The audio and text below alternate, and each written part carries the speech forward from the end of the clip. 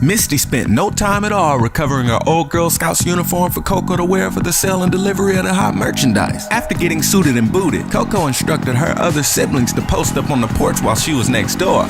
She didn't want to look suspicious. Coco headed across her lawn to the Hustla Nation house. There was a bit of pep in her step as she rang the doorbell and waited for an unsuspecting occupant to answer. Funk swings the door open and asks, "What do you want?" Coco quickly responds, "Listen, nigga, I'm selling these Girl Scout cookies so that me and my homegirls can go to..." She fumbles briefly for something to say, but spots a pebble on the ground and picks back up with Pebble Island. Oh damn, I never heard of it, but I think I can help you out because I'm hungry. What kind of cookies do you have? All I have left are these chocolate chunk cookies. Coco grins. Sounds good to me. How much are they? Funk grabs a $50 bill from his pocket. That's enough. Coco snatches the bill from Funk and tosses the cookie tins in his arm. She then hurries back down the walkway as he closes the door with a puzzled look on his face that quickly turns to satisfaction with his new purchase. As Funk heads back into the living room with his tins full of cookies, Swift spots him and quickly inquires about his package. Who is that at the door? Doesn't matter.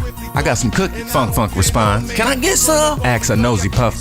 Hell no. You smoke up everybody's weed. You ain't eating up all my cookies. With that, Funk plops down on the couch, opens the tin, and shoves a cookie into his mouth. As he chomps down, the aroma from the tin reaches Swift's nose. Oh man, I don't think you want to eat no more of them cookies. Why is that, my nigga? They look bomb. You need to quit being stingy, Funk. Puff added, still mad about not getting any. Those cookies smell like straight shit. Puff lets out between his plugged nose. Quickly, Funk realizes that Swift is right. Puff takes a big whiff of the cookies and gags a little before cracking up with Swift. Funk angrily slams the tin down on the coffee table, realizing that he had just been gotten by the neighborhood kids. Shortly after Funk finally got over the boo-boo cookies, the doorbell rang again, but this time it was the beginning of the party goers. Swift throws on the music and Money Green begins to pull out some of the drink they had stocked up. The party was in the kickback status with only a few people there, still warming up to one another. The Hustla Nation members were excited to see that their party was starting off right, looking forward to see what the night had in store for them.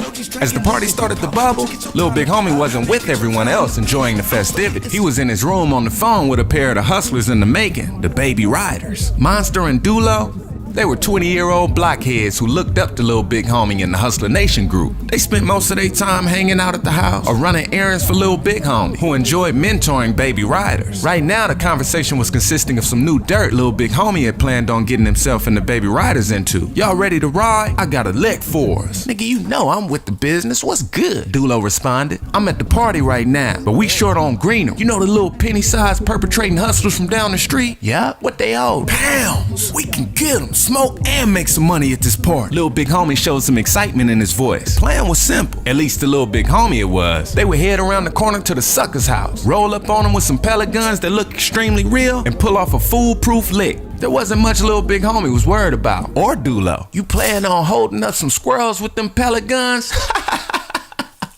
Luckily them fools are weak, but yeah, we down. Where you want to meet up at? As Dulo spoke, Monster was pacing in the background, trying to ear hustle as to what was actually going down on the phone. Lil Big Homie muttered something else on the phone and Dulo quickly hung up. What the hell is up, man? Monster asked immediately. Dulo starts grabbing a few things and begins explaining the plan to Monster as they head out of the house to meet Lil Big Homie at the park on 7th Avenue. After the plan had been explained to Monster, he begins to think about the possible outcomes and is quickly worried about the possibilities. Dulo tries to reassure Monster by reiterating his faith in Lil Big Homie, and moreover, stressing the fact that the small-time hustlers were straight suckers who deserved to get got. As the Baby Riders head down the street to meet up with Lil Big Homie, they have no clue the small-time hustlers are at their house, having a memorial for a member, Big Red, who was shot and killed in a drive-by. Family and friends were gathered in the house, solemnly paying their respects to a down-ass member of their team. Everything was done right, with some home-cooked food in the kitchen, 40 ounces of Hennessy being poured, and Tupac playing on the stereo. Meanwhile, Dulo convinces Monster that they should just head directly over to the house and scope out the setup. At first, Monster was extremely hesitant, but Dulo explained, if we get over here and do something real right, Lil Big Homie might just put us on in the Hustla Nation. The idea floated in Monster's head, and he eventually caved in.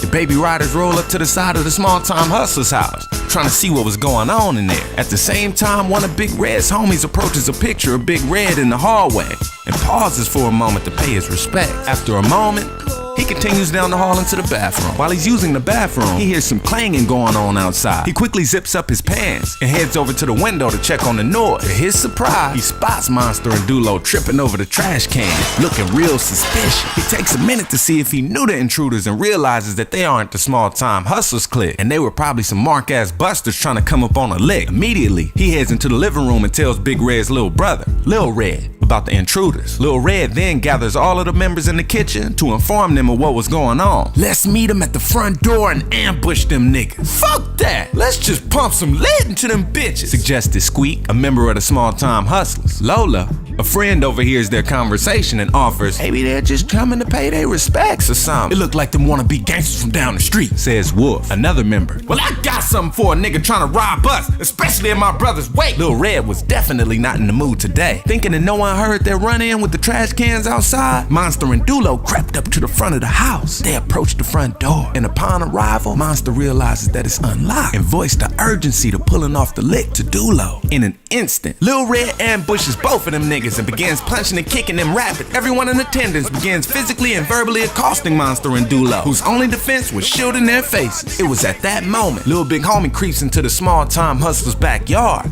looking for Monster and Dulo, who should have met him minutes ago at the park. He freezes as he looks into the house via the sliding glass door and spots his protege on the floor getting whomped on by the small-time hustlers and their family and friends. Lil Big Homie freezes for a moment. His heart is racing and his mind is gone. They should have listened and waited for me at the park. Hell no. I'm out of here. They getting beat like bad guests on the Jerry Springer show. Damn, Big Red's people are acting like 10 different versions of Ike Turner and Monster and Dulo or Annie Mae. At the last thought, Lil Big Homie decides that this isn't his fight or his fault and heads out of the backyard to the Hustla Nation house. Moments later, tired from whooping ass, the small-time hustlers commence the beating and decides to tie Monster and Dulo up in the kitchen. The baby riders now sit side by side in chairs with tape and ropes holding them down, displaying bruised and bloody faces and arms. Upon request from the house guests, Lil Red begins slapping the intruders around. He finally stops slapping Monster and Dulo and heads over to the house phone to call 911. Monster and Dulo look at each other a little relieved. However, this relief doesn't last long. Granny, the oldest living member of the family, walks over to Monster and lifts her walking cane up to his throat, applying pressure. In her attempt to choke him out, her dentures pop out of her mouth and onto his head, surrounded by a puddle of drool. He gags as Dulo finds the situation a little humorous. Satisfied, Lil Red hangs up the phone, only to hear his own cell phone ring. And it's his dead brother's girlfriend, Renice. Hello? Lil Red, this is Renice. I really need to tell you something. She begins crying hysterically into the phone. Big Red told me not to say nothing, but he didn't die in a drive-by shoot. We were eating at Mama's Soul Food restaurant. He died from swallowing a fish bone. What the hell?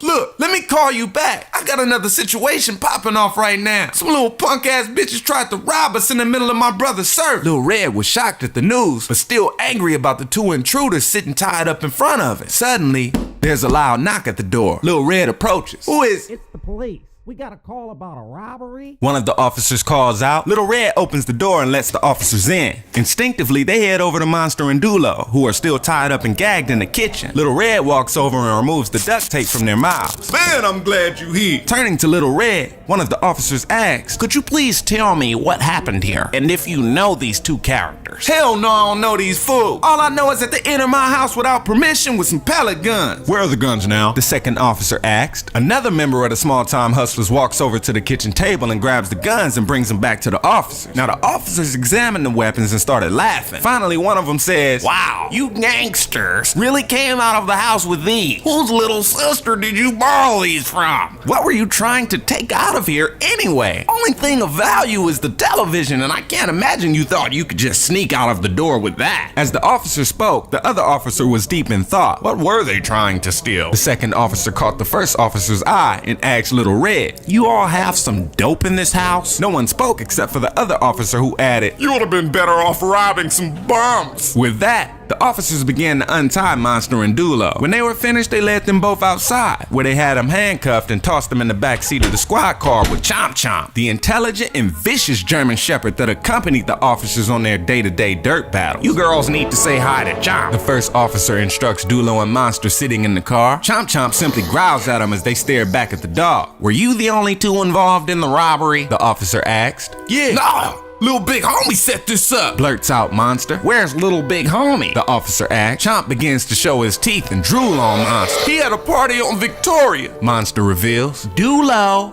you're not saying much. What's the address? I forgot. I'm not good with names and addresses like some other snitches I know. Dulo shoots Monster an angry glance. Nigga, do you see Chomp? Fucking swole. Look like he been doing doggy push-ups in the doggy pen. You skinny, you could be a snack. But I'm a big nigga. He'll probably invite his friends over to take a bite out of my ass. Monster was definitely at the breaking point.